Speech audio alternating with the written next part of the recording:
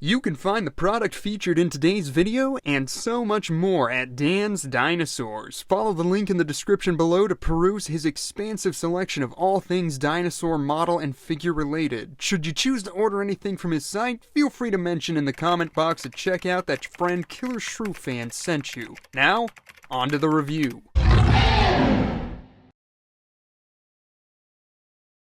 Hello everyone and welcome back to Killer Shrew Fan's Killer Toy Reviews. Today we're gonna be tackling another in the seemingly unending list of PNSO reviews. It's this, Xinchaun the Sinraptor. Released on the heels of the recently reviewed Acrocanthosaurus, Xinchaun here was the last unaccounted for species on the previous leaked list of upcoming figures from PNSO. And at the time of recording has actually been the latest reveal from the company. That's kind of weird.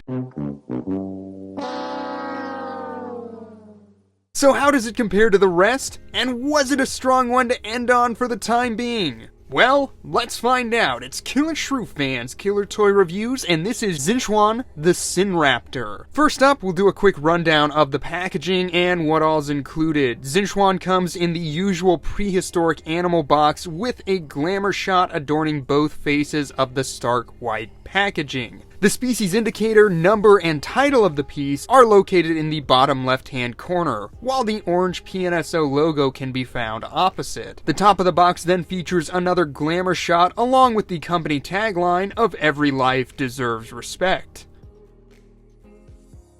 As far as extras go, you get the standard booklet covering the production of the figure and its various anatomical aspects, as well as one poster which, again, has me wishing PNSO stuck closer to the original artwork when creating these dinosaurs in model form. Then of course you have the usual stand for some added support, which, full disclosure, mine's certainly needing almost right away. And that's it. That's the packaging and what all's inside. Let's move on and take a look at the figure itself. So there's a nice 360-degree view of Xinchaun. I'll start by saying that when the leaked list of species started doing the rounds online, this was one genus that stood out to me in particular. Not only was it continuing in PNSO's trend of creating Chinese dinosaurs to contend with the more famous North American relatives, but it was also one of the most unique species to be done in model form to come from that list. Sure, we have the likes of the old Carnegie offering and Vitae's shoe leather sculpt, but neither of those figures ever really did it for me. I felt like if there was one company that would really put this animal on the map with a strong model, it was PNSO. And what they delivered is certainly unique. I don't know, there's just something about this figure that feels a bit more stylized than their previous theropod offerings. Perhaps it's the snaggle-toothed appearance giving it a more monstrous vibe, or the skulking posture and thin, almost rat-like tail. These features almost work to give it the appearance of a more grounded take on the Indominus Rex, or perhaps even the Venatosaurs of Peter Jackson's King Kong, which I don't think necessarily makes it bad, just a little different from everything else PNSO has done.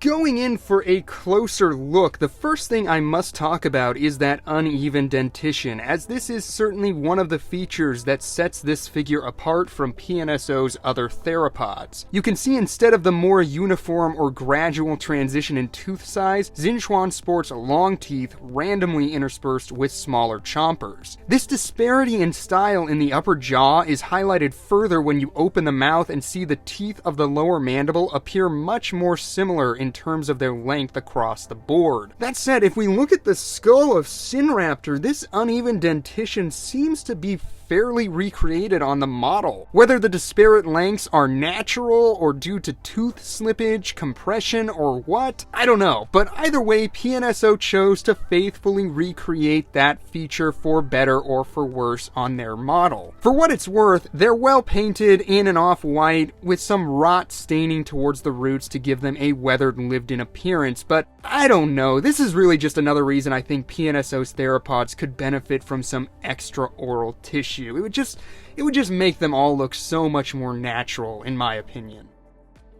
As far as the rest of the head sculpt goes, the detail here is all pretty tight, with gradual transitions between the larger scales on the snout and the smaller pebbled scales adorning the fenestra. You'll see that Xinchaun here sports some small brown lacrimal crests that run up the curve of the skull and peak just before the beady yellow eyes. The mouth opens fairly wide and affords you a nice look at the pink pseudo-cheeks, as well as the roof of the mouth, complete with the nasal openings and notches for the teeth of the lower mandible to rest in. You're also treated to a yawning gullet and flat, wrinkled tongue.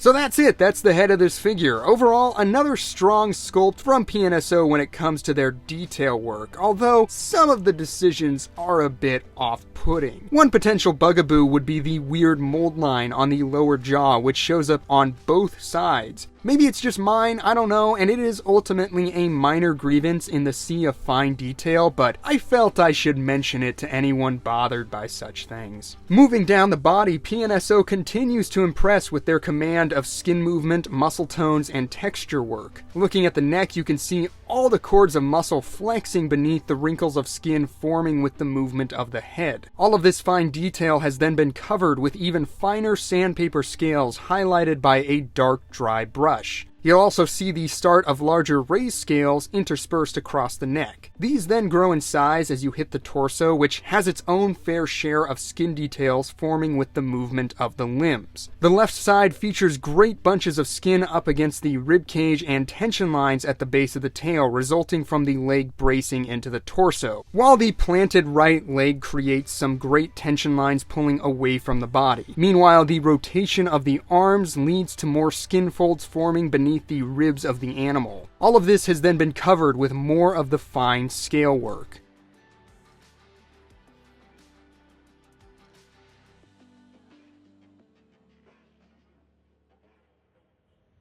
The base of the tail shows more muscle tones flexing with the movement of the animal. Most of it has been covered in more of that fine scale detail, but I will say there are sections of the sculpt here that appear to have been smoothed over. Perhaps this detail was lost in the molding process, but it does result in a more unfinished look along the tail. Again though, it could be just mine.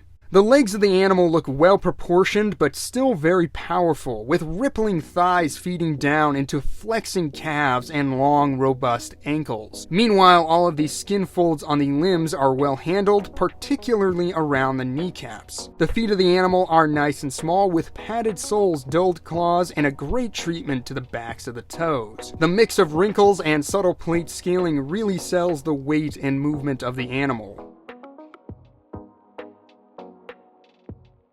The arms of the figure are relatively long and held bent but swept back beneath the chest. I love the patches of larger scales adorning the shoulders, and the musculature in the biceps and forearms really give the arms a powerful look.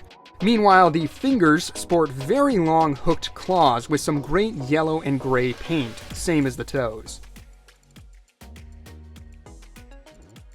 A once-over of the underbelly gives you a sense of that long, narrow skull. Just past that, you can see the distended gullet, as well as all the areas of gathering skin beneath the throat and above the pectorals. The underbelly then has more subtle scale work and striations, and the rounded base of the tail does feature the usual cloaca.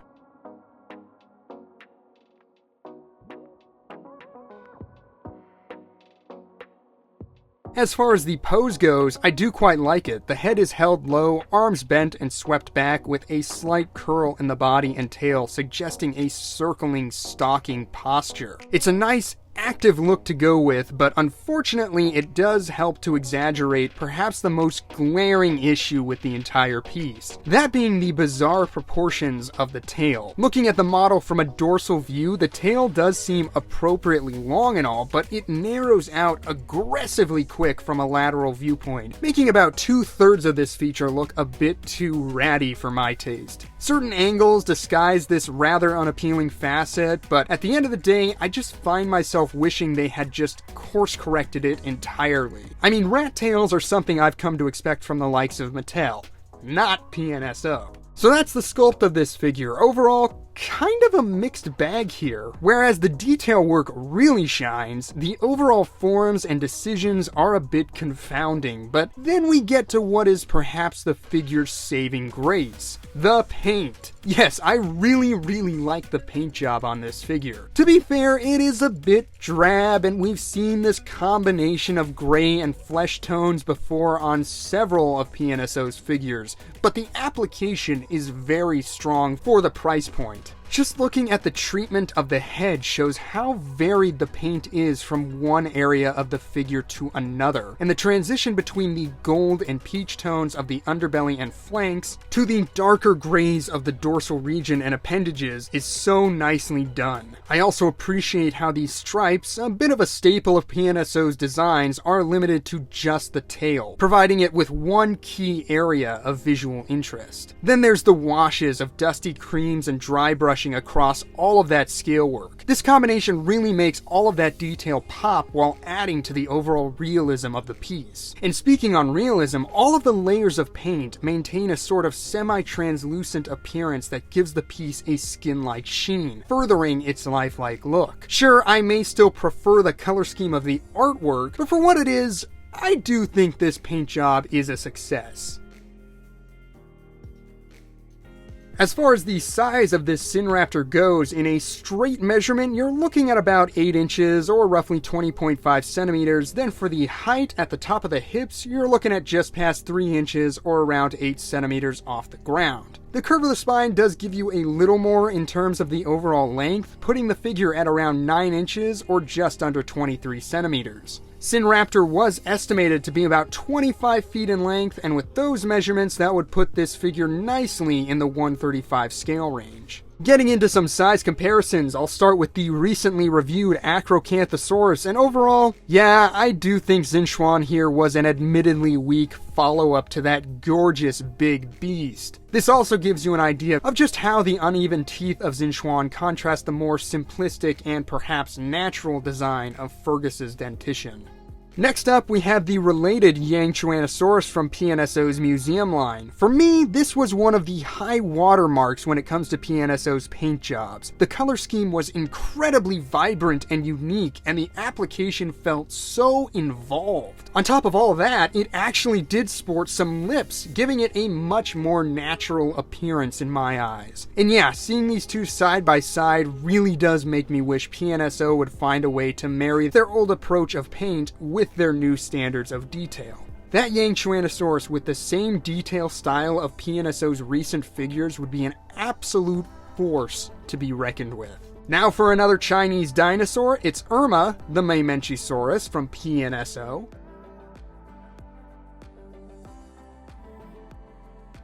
And as a final PNSO comparison, here it is with Wilson the Tyrannosaurus Rex's obligatory appearance. And we'll close out comparisons with Vitae's stab at a Sinraptor, and yeah, between these two, there's absolutely no contest. The busy mummified sculpt work of Vitae's offering paired with the garish paint job really can't compete with the incredible detail work and paint application of Xinchaun.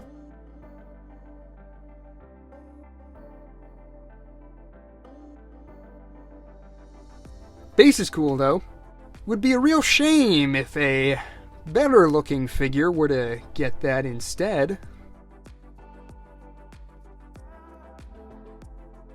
And that was PNSO's Sinraptor Xinchaun. Overall, it is a bit of an odd duck, but not without its own unique charm. There are things I like about it, and there are things that kinda have me scratching my head. Still, I think the positives outweigh the negative, and if you're looking for a Sinraptor model for your collection, then look no further. PNSO's certainly takes the cake for the time being. Yes, despite everything, I do still dig this dinosaur, even if I'm hoping PNSO can take some lessons from its less than favorable aspects and use them when creating their next wave of figures, specifically when it comes to making their theropods. But as always, I want to know what you guys think of this Sinraptor. Do you own it yet? Are you planning to pick it up? And what are you hoping to see from PNSO next? Drop a comment down below, and as always, thank you so much for tuning in to today's review. I hope you enjoyed it, and I hope to see you all again soon for the next one. Until then, take care out there, and bye-bye.